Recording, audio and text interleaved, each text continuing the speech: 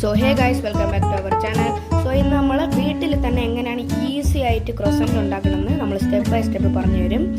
So എത്ര soft എന്ന് നിങ്ങൾക്ക് കാണാം. സോ ഇത് നമ്മൾ ഈസി ആയിട്ട് വീട്ടിൽ കുറച്ച് ഇൻഗ്രീഡിയൻസ് ഉണ്ടാക്കാം. സോ നമുക്ക് സ്റ്റാർട്ട് ചെയ്യാം. സോ സ്റ്റാർട്ടിങ്ങിൽ നമുക്കൊന്ന് ഉപ്പ് ചേർക്കാം. സോ ഇപ്പം നമ്മൾ രണ്ടാമത്തെ സ്റ്റെപ്പ് നമ്മളൊന്ന് 2 മുട്ട ചേർക്കണം. സോ തേർഡ് സ്റ്റെപ്പായിട്ട് നമ്മൾ വന്ന് 3 ടീസ്പൂൺ പഞ്ചസാരയും 2 ടീസ്പൂൺ ഈസ്റ്റും പിന്നെ 1 കപ്പ് പാലോട്ട് മിക്സ് ചെയ്ത് 5 മിനിറ്റ് നമ്മൾ വെക്കണം.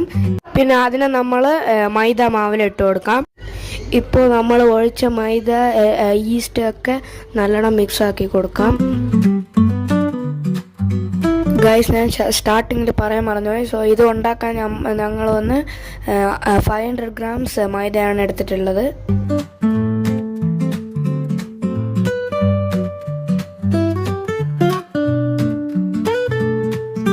സോ ഇപ്പം ഞാൻ ഹട്ട്സൻ്റെ ബട്ടർ എടുത്തിട്ടുണ്ട്. ഇത് നമ്മളിലിട്ട്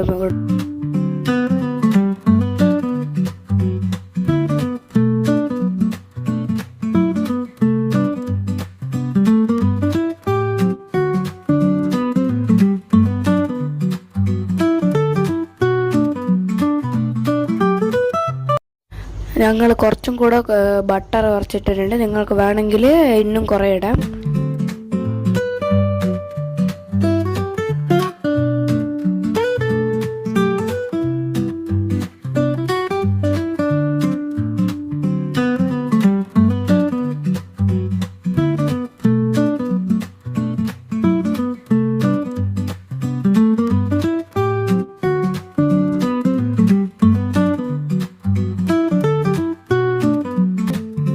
സോ ഇപ്പം നമ്മൾ മാവിനെ നല്ലതായിട്ട് മിക്സ് ചെയ്ത് വെച്ചിട്ട് നമ്മൾ വീട്ടിൽ ചപ്പാത്തി മാവ് ഉരുട്ടണ പോലെ ഇങ്ങനെ പരത്തിയിട്ട് ഫ്രിഡ്ജിലൊരു 10 മിനിറ്റ്സ് വെക്കണം.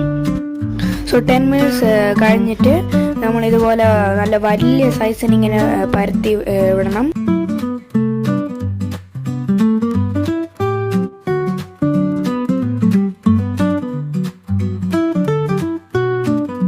മാവിനെ നല്ലോണം വലുതായിട്ട് പരത്തിയിട്ട് നമ്മളിതുപോലെ മാവിനെ ഹാഫായിട്ട് മുറിക്കണം.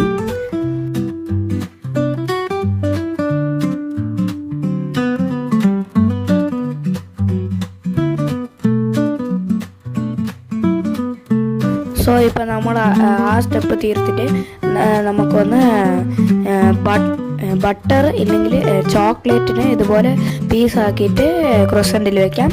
സോ ചോക്ലേറ്റ് ഇഷ്ടമല്ലാത്തവർക്ക് ബട്ടർ യൂസ് ചെയ്യാം, ഇല്ലെങ്കിൽ ജാം അകത്ത് വയ്ക്കാം. സോ ഇത് ചോക്ലേറ്റ് ഞാൻ മിൽക്ക് ചോക്ലേറ്റാണ് എടുത്തിട്ടുള്ളത്. നിങ്ങൾക്ക് ഡാർക്ക് ചോക്ലേറ്റ് എടുത്താൽ കുറച്ച് എങ്ങനെ പറയണ ബിറ്റർ ആയിരിക്കും. സോ മിൽക്ക് ചോക്ലേറ്റാണ് നല്ല ഓപ്ഷന്. സോ ഇപ്പം നമ്മൾ മാവിനെ ഇങ്ങനെ ട്രയാങ്കിൾ ഷേപ്പിൽ വെട്ടിയിട്ട് അതിൻ്റെ സ്റ്റാർട്ടിങ് പോയിന്റിൽ നമ്മൾ ചോക്ലേറ്റ് വെച്ചിട്ട് ഇവിടെ റോൾ ചെയ്ത് ഇങ്ങനെ വെക്കാം. സോ ബട്ടർ ഷീറ്റ് വെച്ചിട്ട് ഒരു പാനിൽ നമ്മൾ ഇല്ലെങ്കിൽ ട്രേയിൽ ഇങ്ങനെ മാറ്റാം.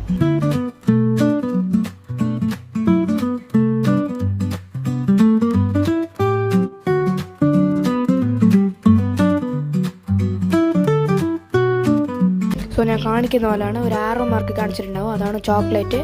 അതുപോലെ നടുവിൽ വെച്ച് ഇതുപോലെ ഇങ്ങനെ മടക്കി കൊടുക്കുക, ഇങ്ങനെ ചുരുട്ടി നമ്മൾ ഒരു പാനിൽ ട്രേയിൽ. സോ നമ്മൾ ഇതേ സ്റ്റെപ്പ് ഫോളോ ചെയ്തിട്ട് എല്ലാത്തിനും ഇതുപോലെ ചെയ്തിട്ട് ഞാൻ പറഞ്ഞ പോലെ ഒരു പാനിലോ ഒരു ട്രെയിനിലോ മാറ്റി വെച്ചിട്ട് ഓവനിൽ നമ്മൾ ബേക്ക് ചെയ്യണം.